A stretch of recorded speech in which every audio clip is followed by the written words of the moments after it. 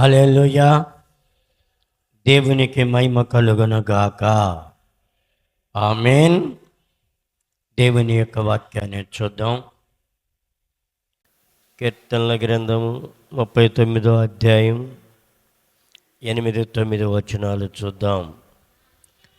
నా అతిక్రమములు అన్నిటి నుండి నన్ను విడిపింపుము, నీచులకు నన్ను నిందాస్పదముగా చేయకము, దాని చేసినది నీవే గనుక నోరు తెరవక నేను మౌనినైతేనే.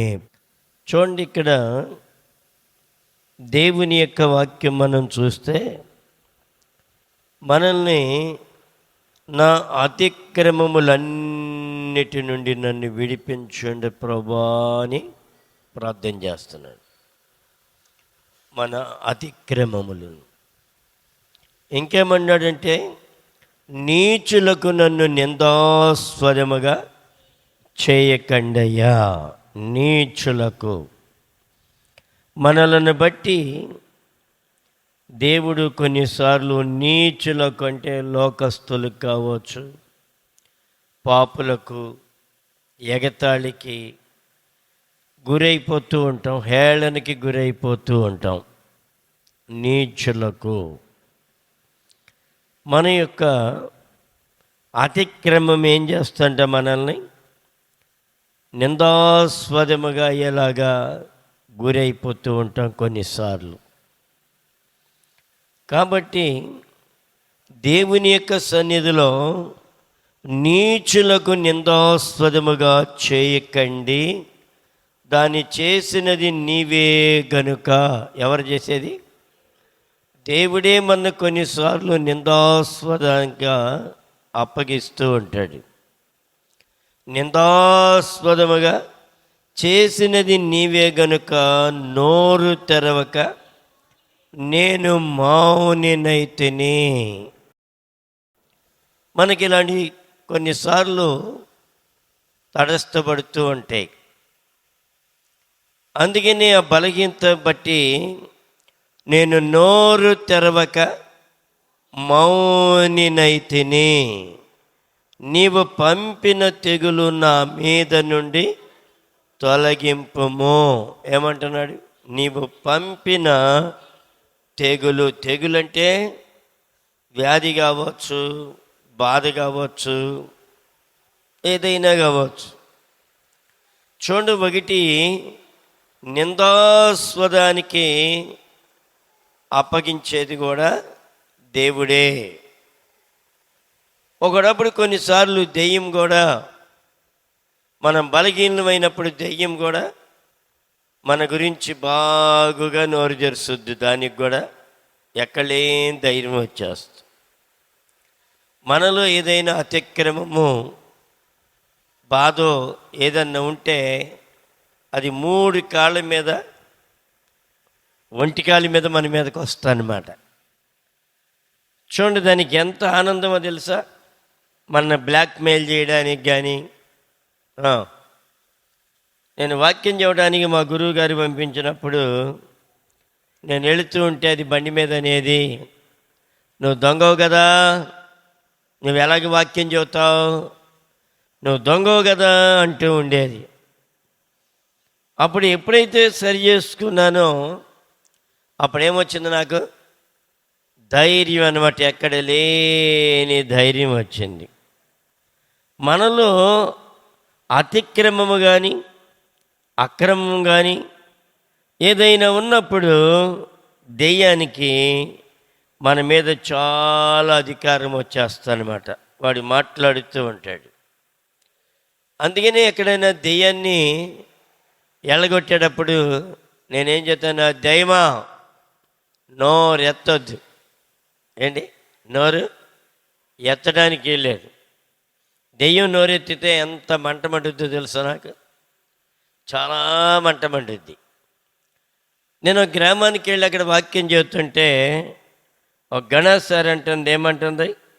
అయ్యా, నీ వాక్యం వినాలని నేను చాలా దూరం నుండి వచ్చాను. చాలా దూరం నుండి వచ్చాను, నువ్వు మంచి భక్తుడివని చాలా దూరం నుండి వచ్చాను అని పక్కపక్క నవ్వి నువ్వు ఎంత నీచుడువో. చూడండి, దెయ్యం ఎంత బ్లాక్మెయిల్ చేస్తుందో తెలుసా మనల్ని.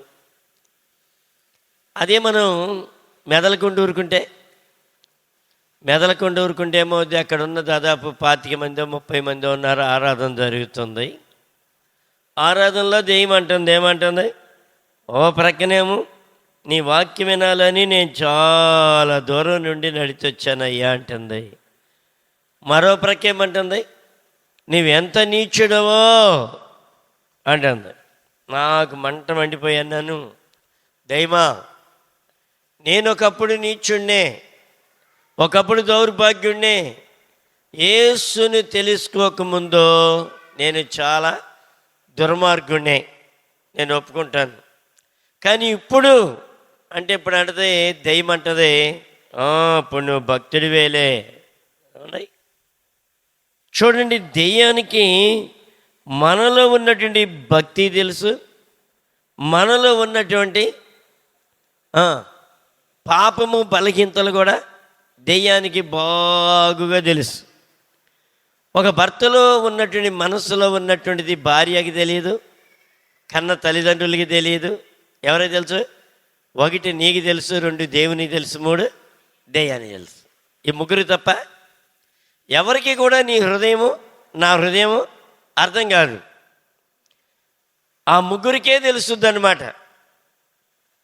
చూడండి, అందుకని దెయ్యానికి మన మీద ఏమొస్తుందంటే అధికారం అన్నమాట, అధికారం వచ్చేస్తాయి.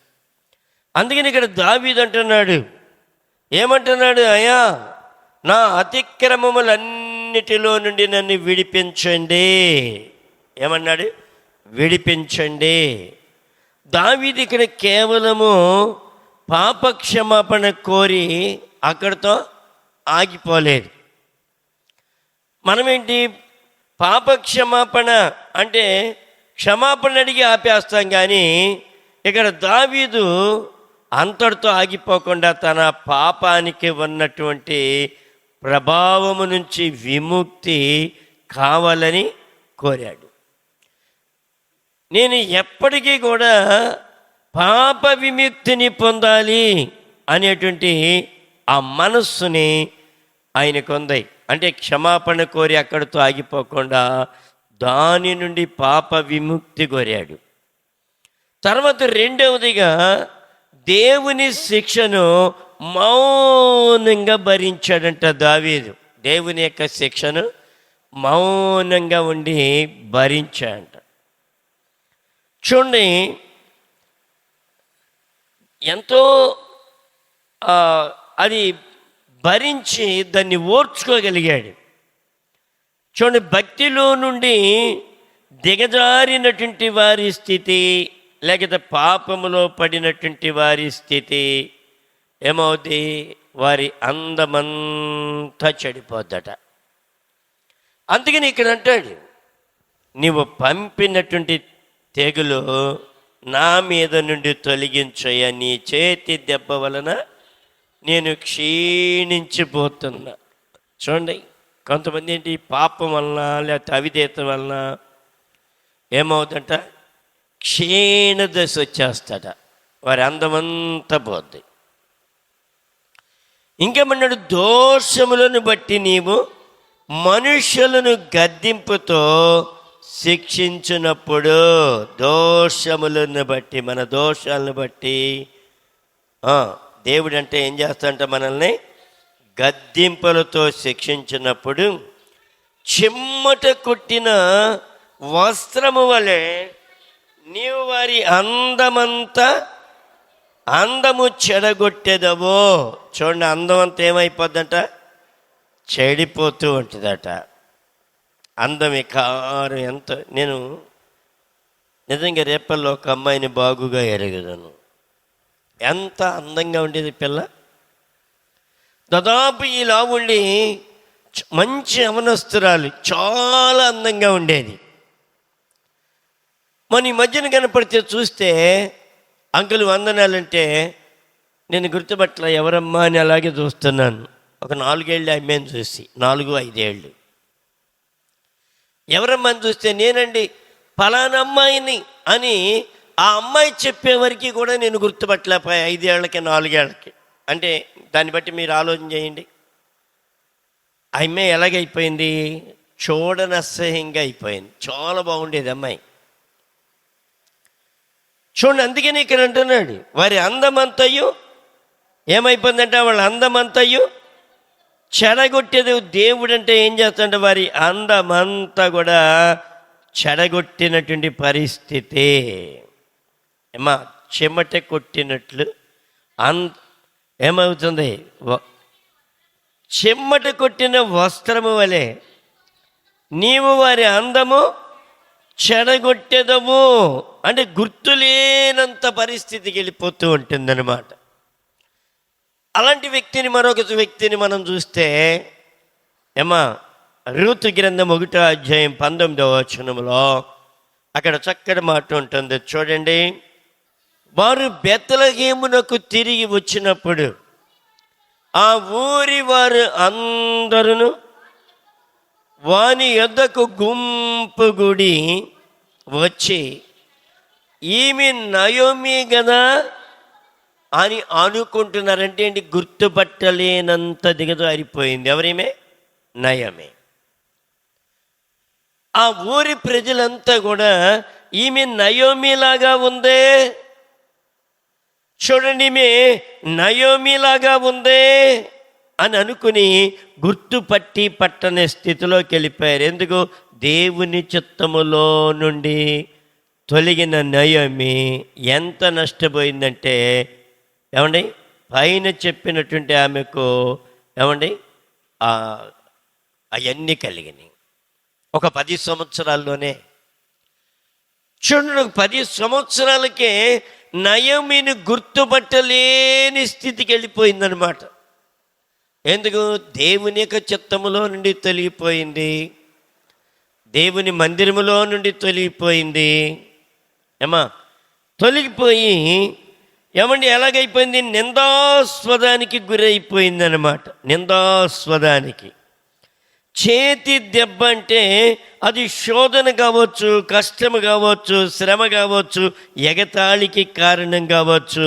ఇవన్నీ అప్పగించడానికి ఏమండి అప్పగించినప్పుడు ఎంత బాధ వద్దో తెలుసు. అందుకనే దావీదు మౌనంగా దాన్ని భరించాడట.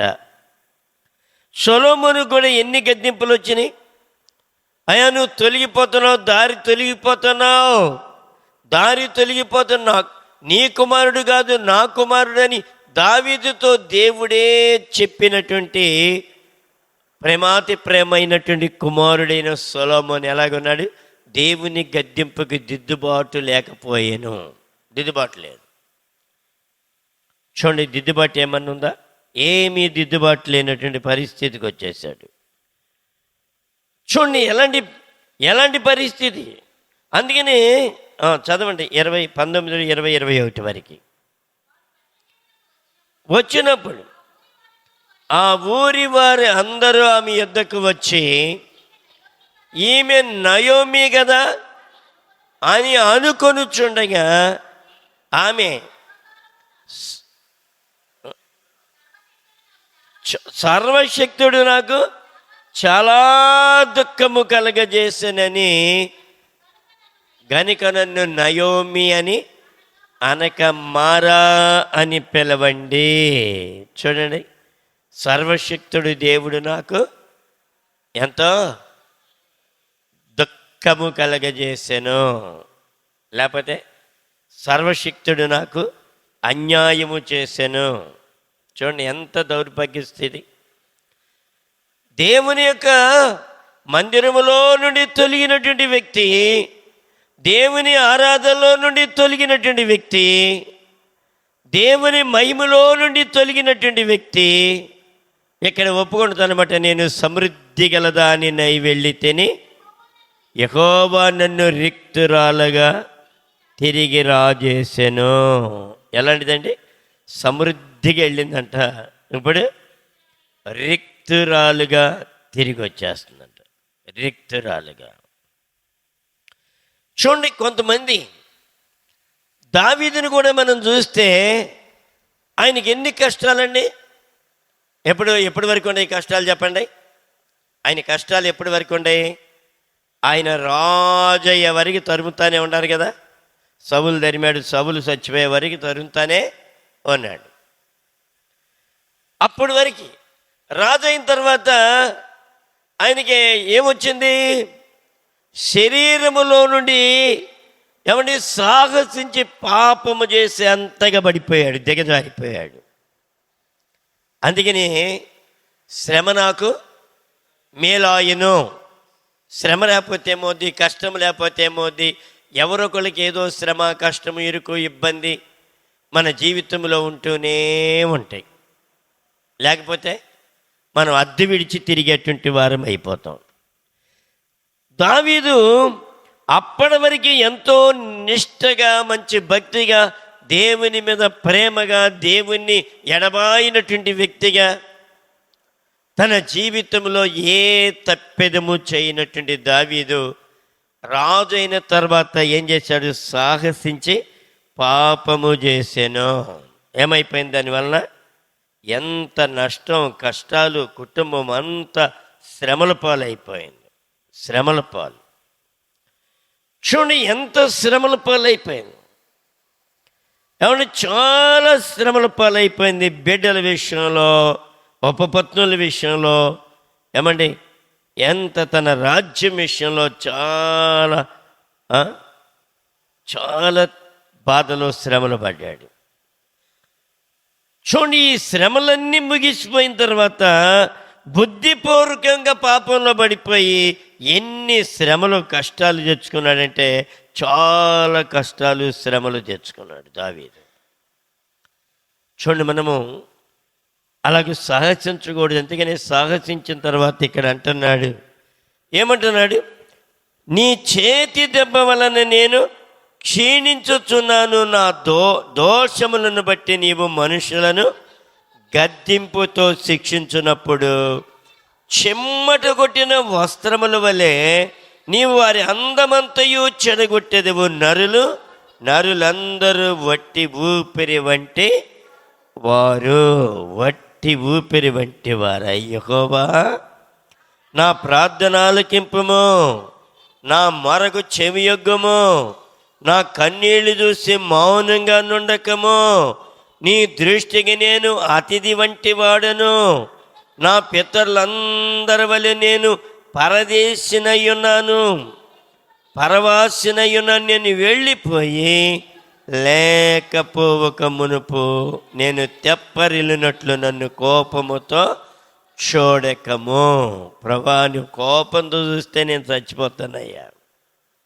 ఏమంటున్నాడు? నువ్వు కోపంతో నన్ను చూడొద్దయ్యా. ప్రభా, నన్ను కరుణించండి.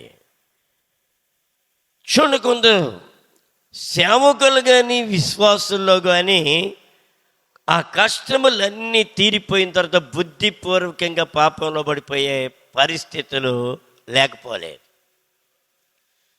అనుదినము అపవాది ఎప్పుడు పొంచే ఉంటాడు, అపవాది. అందుకనే ఇక్కడ దావీదు ప్రార్థన చేస్తున్నాడు, ప్రభా, నా అతిక్రమము నుండి నన్ను విడిపించండి ప్రభా. 51లో కూడా 1, 2, 3, 4 వచనాలు మనం చూస్తే దావీదు ఎంత పశ్చాత్తాపడుతున్నాడు తెలుసా? దేవా, నీ కృప చొప్పున నన్ను కరుణించము, నీ వాత్సల్య బాహుళ్యము చేత నా అతిక్రమములన్నిటి నుండి తుడిచివేయండి. నా దోషము పోవునట్లు నన్ను బాగుగా కడగండి. నా పాపము పోవునట్లు నన్ను పవిత్రపరచుము. నా అతిక్రమములు నాకు తెలిసేయన్నవి, నా పాపము ఎల్లప్పుడూ నా ఎదుటే ఉన్నది. కేవలము నీకే విరోధముగా నేను. ఎంత ఒప్పుదల వస్తుంది దావీదులో, ఎంత ఒప్పుదల! ప్రభా, నా అతిక్రమము, నా దోషము, నా పాపము, విరోధముగా నేను చేసినటువంటి దోషము, చెడుతనము కేవలము నీ ఎదుట నేను జరిగించాను ప్రభు అని తన్ను తాను బహుగా తగ్గించుకొని ప్రార్థన చేస్తున్నాడు. మనం కూడా ఎక్కువ ప్రార్థన చేయాలి. మన దోషముల నిమిత్తం, మన అతిక్రమముల నిమిత్తము, మన పాపం అంట మనల్ని ఏం చేస్తంట, ఏలద్దంట, ఏలుబడి చేస్తూ ఉంటుందంట పాపం. అందుకని విలాపాల గ్రంథము 3:22 మనం చూస్తే, విలాపాలు 3:22 యెహోవా కృపగలవాడు, ఆయన వాత్సల్యత ఎడతెగగా నిలుచుచున్నది గనుక మనము నిర్మూలము కాకున్నవారము. అందుకని దేవుడు ఏంటంట, తన వాత్సల్యత, కనికరము, దేవుడు ఎంత వాక్యాలు చెబుతున్నాడు నీ నామాన్ని నన్ను బట్టి. యెహోవా అయినంట కృపగలవాడు. దేవుడు కృపగలగని వాడు కాబట్టి మనల్ని ఒక దెబ్బ కొట్టి వదిలేస్తున్నాడు, చిన్న ఒక దెబ్బ కొట్టి మందలిస్తున్నాడు. ఏంటి? 1 కృప, 2 వాత్సల్యత. ఇంకేమన్నా, అనుదినము నూతనముగా ఆయనకు వాత్సల్యత పుట్టుచున్నది. ఎప్పుడండి? అనుదినము నూతనముగా ఏమవుతుందట, ఆయనకు వాత్సల్యత అప్పటికప్పుడే అనుదినం పుట్టుకొస్తుందట మన మీద. అనుదినం నూతనముగా ఎప్పటికప్పుడే నూతనంగా వచ్చేస్తుందంట. లేకపోతే మనం సావాల్సిన వాళ్ళమే కానీ బతకాల్సిన వాళ్ళం కావు. వాస్తవంగా అనుదినము నూతనముగా ఆయనకు వాత్సల్యత, మన మీద ప్రేమ పుట్టుకొస్తుందంట. నీవు ఎంతైనా నమ్మదగిన వాడవో. దేవుడు ఎంత నమ్మదగిన వాడో తెలుసా? చాలా నమ్మదగినటువంటి దేవుడు, నమ్మదగిన దేవుడు. అందుకని ఇక్కడ 31వ వచనం కూడా మనం చూస్తే ఏమంటాడు చూడండి, ప్రభు సర్వకాలము విడనాడాడు. ఏంటంట? ప్రభు సర్వకాలము విడనాడంట. ఒక క్షణమైన నన్ను వీడినా నేనేమోదునో తెలియదయ్యా. ఒక క్షణమైన నన్ను వీడినా నేనేమోదునో తెలియదయ్యా. ఏమ్మా, ఒక్క క్షణం ఆయన విడిస్తే ఏమైపోతాం? కలవరము, వేదన. ఒక్క క్షణమేనండి, ఎంత చిర్రెత్తిపోతుంది తెలుసా మనకి.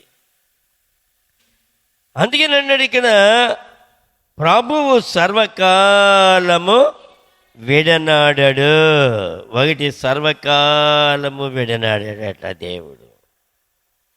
2వదిగా ఆయన బాధ పెట్టినను తన కృపా సమృద్ధిని బట్టి జాలిపడును. ఏం చేస్తానంట? బాధ పెట్టినను, ఒకవేళ మనలను బాధ పెట్టినను తన కృపా సమృద్ధిని బట్టి మన మీద ఏం చేస్తాడంట? జాలి పడతాడంట. జాలి, బా ఎంత జాలి అమ్మా. ఇంకేమన్నాడు? హృదయపూర్వకముగా ఆయన నరులకు విచారమునైనను బాధనైనను కలగజేయడు. చూడండి, దేవుడు ఎంత కృప కలిగిన వాడు నీ పట్ల, నా పట్ల, మనందరి పట్ల.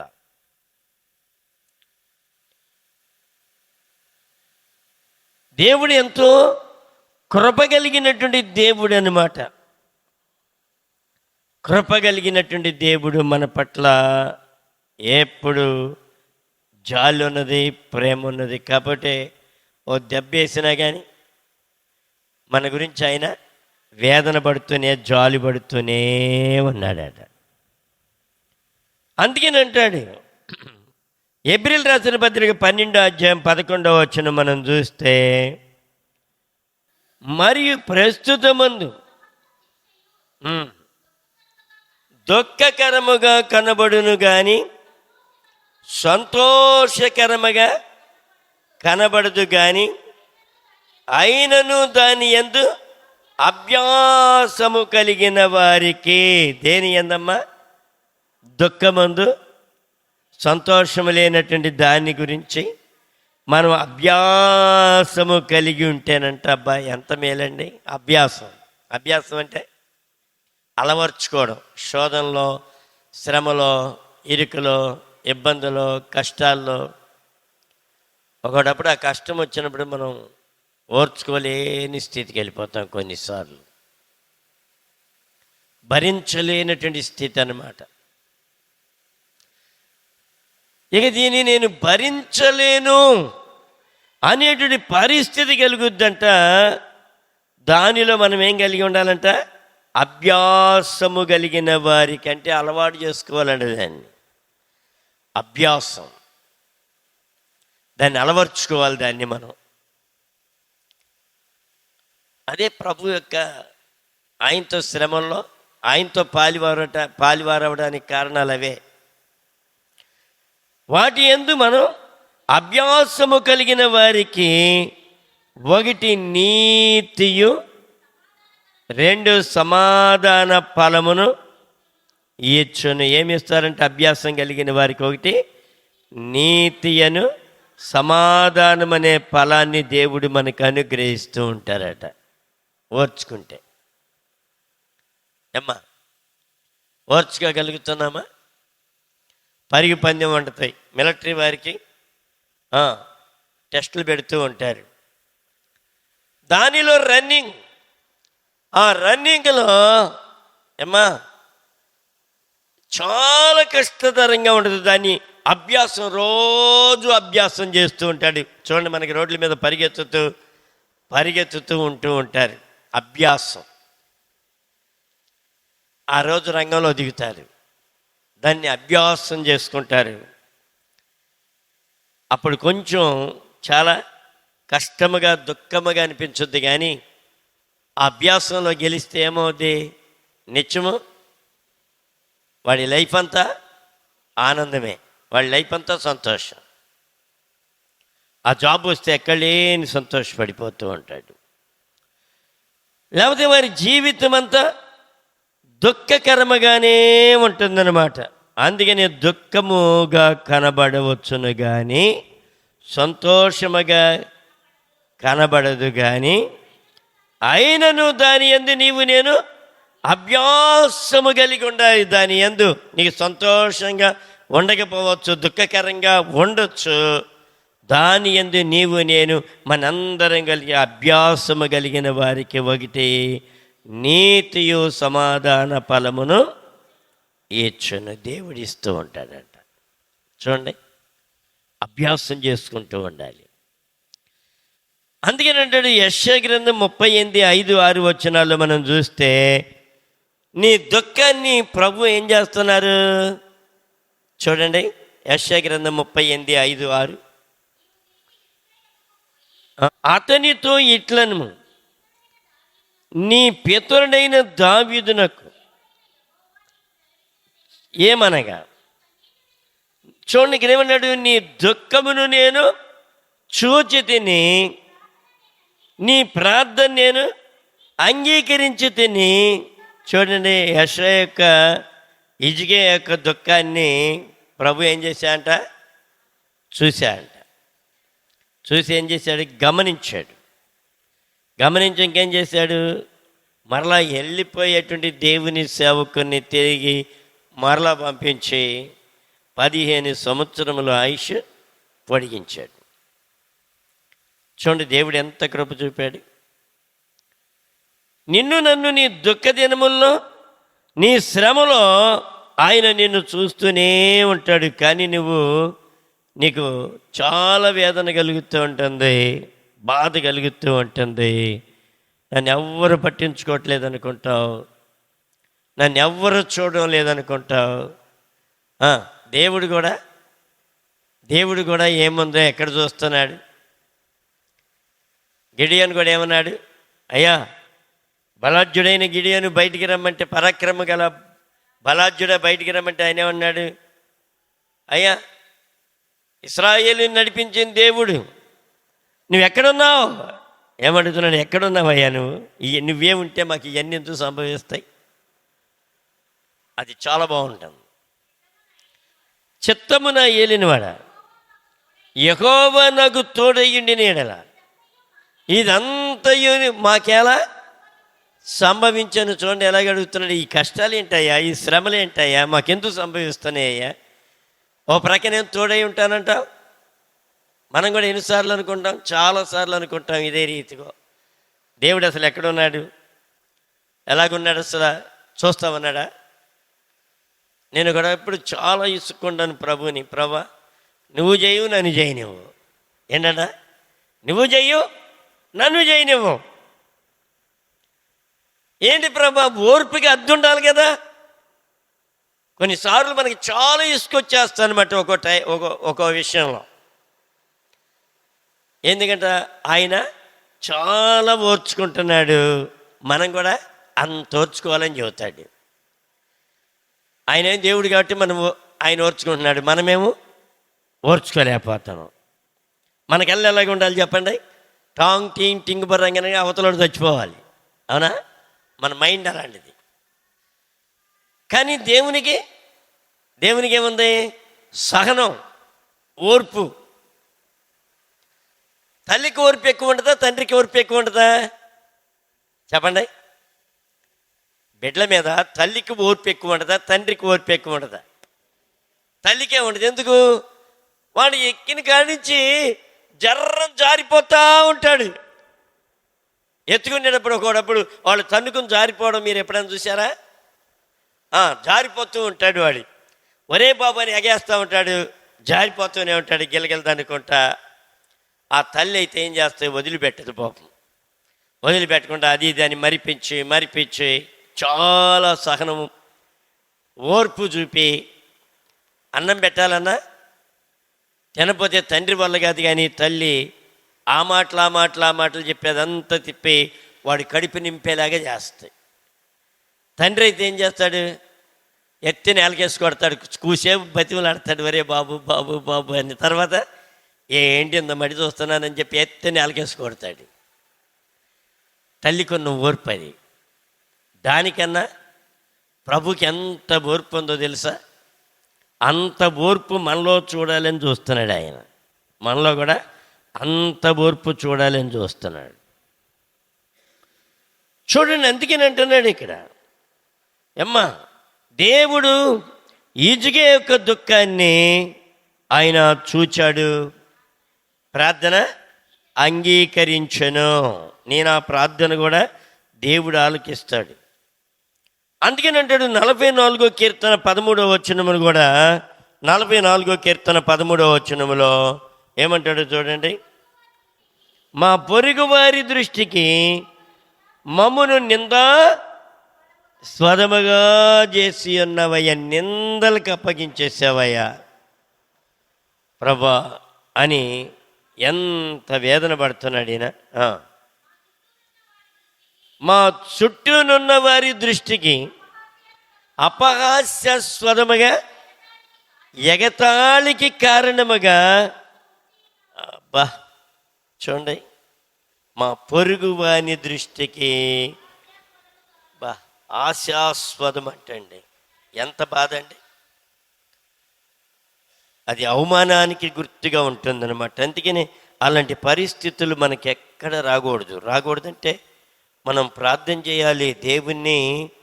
దేవునికి దగ్గరయ్యేటువంటి భక్తిని మనం చేయాలి. దేవునికి దగ్గరయ్యేటువంటి భక్తిని. చూడండి ఎంత బాధ అండి. ఒక దేవుని బిడ్డలుగా మనం ఎలాగుండాలి? సమాజంలో గౌరవప్రదముగా ఉండాలి, హోందాగా ఉండాలి. ఇంకోటి, నిందాస్పదముగా ఉండకూడదు. మనం ఎగతాళికి కారణమైపోకూడదు. ఒక ప్రార్థన చేసే ఒక వ్యక్తి ఎవరైనా నిందాస్పదముగా ఉంటే, అందుకని అంటాడు, మీరు బహుగా ఫలించుట వలన, ఏమన్నాడు? మీరు బహుగా ఫలించుట వలన నా తండ్రికి మహిమ. ఒక వ్యక్తి బహుగా ఫలించినప్పుడు దేవునికి మహిమ వస్తుంది. ఒక వ్యక్తి మనం దిగజారిపోయినప్పుడు దేవునికి మహిమ రాదు. దేవుని మహిమని మనమే పాడు చేసిన వారం అయిపోతాం. కారణం మన గర్వం, మన అతిశయం, మన అహంకార యొక్క దృష్టి. అందుకనే మనము పొరుగువారి దృష్టికి నిందాస్పదముగా చేసి ఉన్నావు, మా చుట్టూనున్న వారి దృష్టికి అపహాస్యాస్పదముగాను ఎగతాళికి కారణముగాను మమ్మను ఉంచి ఉన్నావు. ఎవరు ఉంచి ఉన్నారంట? దేవుడే. దేవుడే మనల్ని వాళ్ళకి అప్పగించేస్తాడు. ఎగతాళికి, ఏళనకి, అపహాస్యానికి. కారణం మన యొక్క అతిక్రమం, కారణం మన పాపం, కారణం భక్తిలో నుంచి దిగజారిన స్థితి. ఇవన్నీ మన మీదకి వచ్చి మన మీద అటాక్ చేస్తూ ఉంటాయి. 119లో 21, 22 చూస్తే, నేను నీ శాసనములను అనుసరించి ఉన్నాను, నా మీదకి రాకుండా నిందను తిరస్కారమును తొలగించండి అయ్యా, తొలగించండి. 1 నింద, 2 తిరస్కారం. చూడండి, వీటన్నిటి నుంచి మనం తప్పించబడాలి.